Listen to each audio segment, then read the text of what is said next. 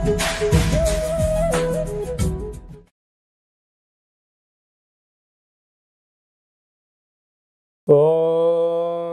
నమః శివాయ.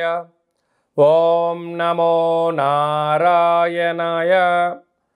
కర్మ నరదృష్టి నివారణ సంచిత కర్మ ప్రారబ్ధ కర్మ ఆగమిక కర్మ దగ్ధ నివారణ తులాభార కాల భైరవాయ నమో నమః. ఓం దిగంబరాయ విద్మహే సింహవాహనాయ ధీమహి తన్నో సంహార కాల భైరవ ప్రచోదయాతు. ఓం శ్రీ మహాలక్ష్మీదేవ్యై నమోస్తుతే. హరి ఓం. మా ఛానల్కి స్వాగతం. చూస్తున్న వీక్షకులకు ప్రేక్షకులకు ప్రియ కాల భైరవ భగవద్బంధులకి స్వాగతం పలుకుతూ మమ్మల్ని ఎంతగానో ఆదరిస్తూ ఉండబడినటువంటి ప్రియ సోదర సోదరీమణులకు సనాతన ధర్మ సంరక్షకులకు జ్యోతిష్య అభిమానులకు స్వాగతం పలుకుతూ అందరిపైనను గణేశ నిమజ్జన మహోత్సవ శుభాకాంక్షలు. గంగా తీరం వైపు వెళ్తున్నటువంటి గణపతి స్వామివారిని ఒక ఆశీస్సులు. తండ్రి కైలాసం నుంచి వచ్చి మేము చేసిన పూజలంతను కూడా స్వీకరించి మమ్మల్ని ఏడాది వరకు సంపూర్ణ ఆయురారోగ్యాల చేత ఆశీర్వదించమని సాగర తీరం వైపు స్వామివారి వెళ్తూ ఉంటారు కనుక అందరూ స్వామివారి యొక్క ఆశీస్సులు పొందుదాం. అఖండమైనటువంటి అష్ట కష్టాలకు స్వస్తి పలుకుదాం. అష్ట ఐశ్వర్య స్వాగతం పలుకుతాం. 16/9/2024 నుండి 30/9/2024 వరకు పుట్టినటువంటి వారందరికీ కూడా ముందస్తుగా జన్మదిన శుభాకాంక్షలు.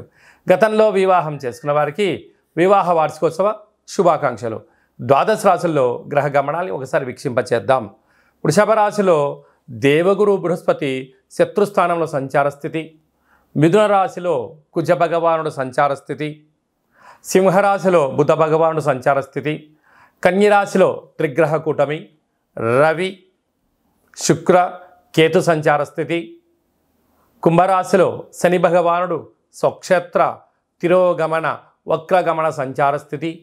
మీనరాశిలో రాహు సంచార స్థితిలో ద్వాదశ రాశుల్లో గ్రహ గమనాలు ఈ విధంగా ఉన్నాయి.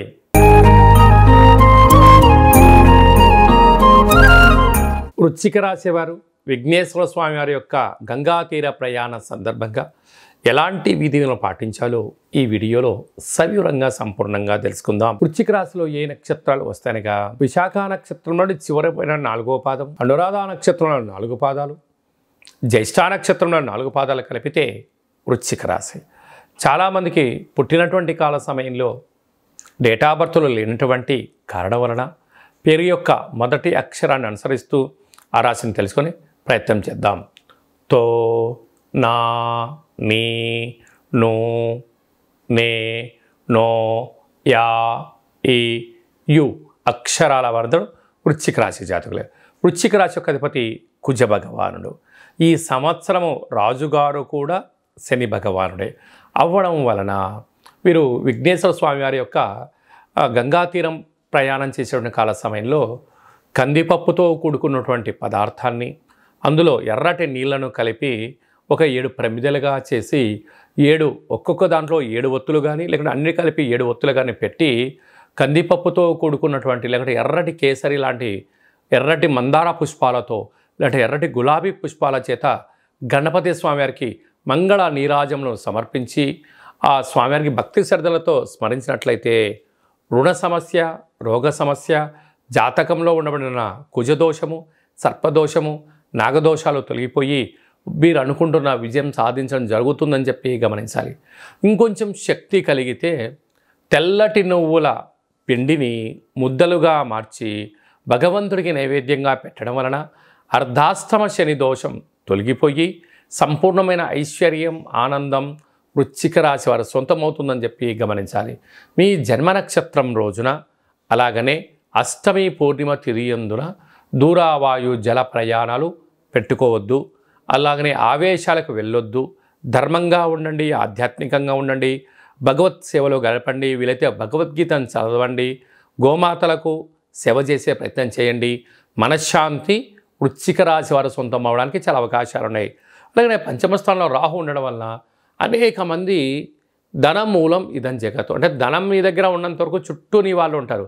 ఒక్కసారి మీ దగ్గర డబ్బులు లేవా, నీ పిల్లలు, కొడుకులు, కోడళ్ళు, తల్లిదండ్రులు ఎవ్వరూ కూడా నీవారు కాదు అన్నట్టుగా ఉండే పరిస్థితి ఉంటుంది.